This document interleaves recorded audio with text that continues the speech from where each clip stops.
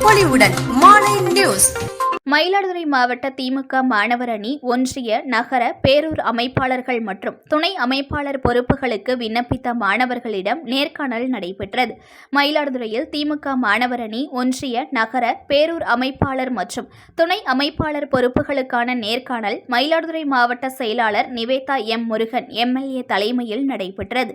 மாவட்ட மாணவர் அணி அமைப்பாளர் செந்தில் வரவேற்றார். இந்நிகழ்ச்சியில் மாணவர் அணி மாநில துணை செயலாளர் தமிழ் கா அமுதரசன் மற்றும் மயிலாடுதுறை மாவட்ட செயலாளர் நிவேதா எம் முருகன் எம்எல்ஏ ஆகியோர் கலந்து கொண்டு விண்ணப்பதாரர்களிடம் நேர்காணல் நடத்தினர். இதில் மாவட்ட துணை செயலாளர் ஞானவேலன், செல்வமணி, தலைமை செயற்குழு உறுப்பினர் ரவி, முத்து மகேந்திரன், ஒன்றிய செயலாளர்கள் உள்ளிட்ட திமுக நிர்வாகிகள் கலந்து கொண்டனர். புத்த புது பொலிவுடன் மாலை நியூஸ்.